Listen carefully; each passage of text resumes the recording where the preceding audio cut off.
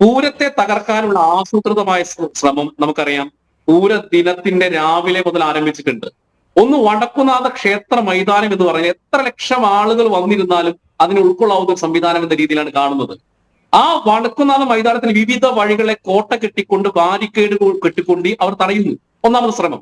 എന്നിട്ട് വാഹനങ്ങൾ കിലോമീറ്ററുകൾ അപ്പുറത്ത് നിർത്തിക്കൊണ്ട് ഈ പൂരം കാണാൻ വരുന്ന ആളുകൾ 6, 8, 10 കിലോമീറ്റർ നടത്താൻ പ്രേരിച്ച് നമുക്കറിയാലോ ഈ ഉത്സവത്തിന്റെ ആകർഷണം എന്ന് പറയാൻ വടക്കുന്നാഥ മൈതാനത്തിൽ ഇരിക്കുകയും അവിടെ ഇരുന്ന് വിവിധ കലാരൂപങ്ങൾ ആസ്വദിക്കുന്നു, അവിടെ സർക്കസുകാരുണ്ടാകുന്നു, അവിടെ നിന്ന് വെള്ളം കുടിക്കുന്നു, അവിടെ ആൽമര ചുവട്ടിൽ ഇരിക്കുന്നു. ഇതൊരു പ്രതീകാത്മകമായ മനസ്സിനും ശരീരത്തിനും ഒക്കെ ആനന്ദ ലഹരിയിൽ ആറാടുന്ന നിമിഷങ്ങളാണ് ഓരോ മിനിറ്റും. അവിടെ കൊണ്ടുവന്ന വെയിലിന് പോലും ഒരു സൗരഭ്യമുണ്ട്. അങ്ങനെയാണ് പറയാറ് പൂരത്തിന്. നാളിൽ കൊള്ളുന്ന വെയിലിന് പോലും സൗരഭ്യമുണ്ട്. അങ്ങനെ ആൽമര ചുവട്ടിൽ ഇരിക്കുന്ന ആളോട് ചോദിക്കുകയാണ്, നിങ്ങൾ എന്തിനാ ഇവിടെ ഇരിക്കുന്നത്? എന്നാൽ അവരവിടെ നിന്ന് നോക്കണം. ആൽമര ചുവട്ടിൽ പൂരത്തിനോ മേളം കാണുന്നതും അതോ ഓരോ ഇടവേളയ്ക്കും എല്ലാവരും ഇങ്ങനെ ആൽമര ചുവട്ടിൽ ഇരുന്ന് വിശ്രമിക്കും. ആ വിശ്രമിക്കുന്ന ആളുകളെ ഇരുത്ത് അവരെ ഇറക്കി ഓടിക്കുന്നു. അവരെങ്ങോട്ട് പോകും? പിന്നെ നിങ്ങൾ കൃത്യമായി മനസ്സിലാക്കണം, വടം കെട്ടിക്കൊണ്ട് വടംവലി മത്സരമാണ് പോലീസിന്റെ. ആന പോകുന്ന സമയത്ത് 50 മീറ്റർ അപ്പുറത്തും ഇപ്പുറത്തും വടം കെട്ടിക്കൊണ്ട് ആളുകളെ തടയുന്നു.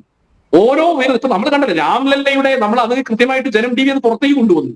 ഇവരുടെ യഥാർത്ഥ പ്രശ്നം എന്ന് പറയുന്നത് അവിടെ രാംലല്ലയുടെ കുടമാറ്റത്തിൽ രാംലല്ലയുടെ പടം ഉയർത്തി എന്നുള്ളതാണ് അവരുടെ പ്രശ്നം. അതുകൊണ്ട് നോക്കണം, അതിനെ പോലും തടയാനുള്ള ശ്രമം പോലീസുകാർ എത്ര ധാർഷ്ട്യത്തോടു കൂടിയിട്ടാണ് പെരുമാറിയത്. അങ്ങനെ ചരിത്രത്തിൽ ഉണ്ടായിട്ടില്ല. ഉടയുമായി പോകുന്ന ആളുകളെ തടയുന്നു. 2, നമുക്കറിയാം മഠത്തിൽ വരവുമായി ബന്ധപ്പെട്ട് മുന്നിൽ കുത്തിവിളക്കുമായി പോകുന്ന വാര്യനെ അടിക്കുന്നു. നിങ്ങൾ നോക്കണം, അതിന്റെ മുമ്പിൽ ട്രഡീഷണൽ ആയിട്ട് വർഷങ്ങളായിട്ട് ആചാരത്തിന്റെ ഭാഗമായിട്ട് മുന്നിൽ പോകുന്ന വാര്യനാണ്. ആ വാര്യനെ കുത്തുവിളിച്ച് പിടിച്ചതിന് മുന്നിൽ നീ എന്തിനാണ് പോകുന്നത് എന്ന് ചോദിച്ചുകൊണ്ട് അദ്ദേഹത്തിനെ ആക്രമിക്കുന്നു. എല്ലാ അർത്ഥത്തിലും ആളുകളെ ഉപദ്രവിക്കുന്നു, ആചാരങ്ങളെ തടയുന്നു. അങ്ങനെ ഒരു പോലീസ് രാജ് പോലെ ഒരു എക്സിബിഷൻ, ഒരു ഗാനമേളയൊക്കെ നടക്കുന്ന സമയത്താണ് നമ്മൾ ഇങ്ങനെ കണ്ടിട്ടുള്ളത്. പൂരത്തിൽ ഇതിനു മുമ്പും യാതൊരു പോലീസുകാർ സത്യത്തിൽ ഈ പൂരത്തിന്റെ താളത്തിനോടും മേളത്തിനോടും ചേർന്നുകൊണ്ട് പ്രവർത്തിക്കുന്നതാണ് നമ്മൾ ഇത്രയും കാലം കണ്ടിട്ടുള്ളത്.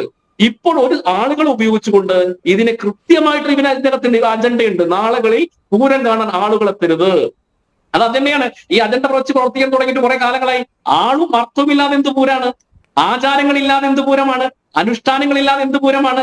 ഇവർക്ക് കൃത്യമായ അജണ്ടയുണ്ട്. തൃശ്ശൂരിലാണെങ്കിൽ അത് ഈ പറയുന്ന വടക്കുനാഥൻ, ഇനി തിരുവനന്തപുരത്താണെങ്കിൽ ആറ്റുകാല്, പത്തനംതിട്ടയിലാണെങ്കിൽ ശബരിമല. ഇങ്ങനെ ഓരോ കേന്ദ്രീകരിച്ചുള്ള ഹൈന്ദവ ആചാര വിശ്വാസങ്ങളുടെ ശക്തി കേന്ദ്രങ്ങളെ കൃത്യമായിട്ട് ടാർഗറ്റ് ചെയ്യുന്നു. ഇപ്പൊ നമ്മൾ ഗുരുവായൂർ ഇവർ കൃത്യമായിട്ട് ഇവര് ഏകാദശിയുമായി ബന്ധപ്പെട്ട് വിവാദങ്ങൾ ഉണ്ടാക്കുന്നു. അങ്ങനെ ഇവർ എല്ലാ സമയത്തും ഈ ഇത്തരത്തിലുള്ള ആചാരങ്ങൾ അനുഷ്ഠാനങ്ങളെ തകർക്കുക എന്നുള്ളത് രാഷ്ട്രീയമല്ല, ഇവരുടെ അജണ്ടയാണ്.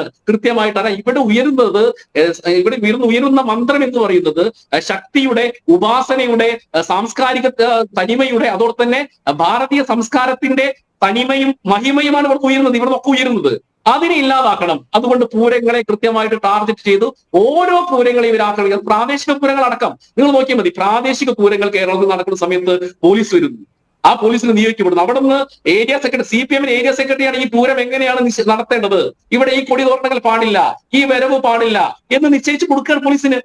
അപ്പോ കേരളത്തിൽ ഇടതുപക്ഷവും CPM എന്ന് പറയുന്ന പ്രസ്ഥാനവും ഇത്തരത്തിലുള്ള ഹൈന്ദവ ആചാരങ്ങളെയും ആസൂത്രിതമായി തകർക്കാനുള്ള ശ്രമമാണ് കേരളത്തിൽ നടക്കുന്നത്.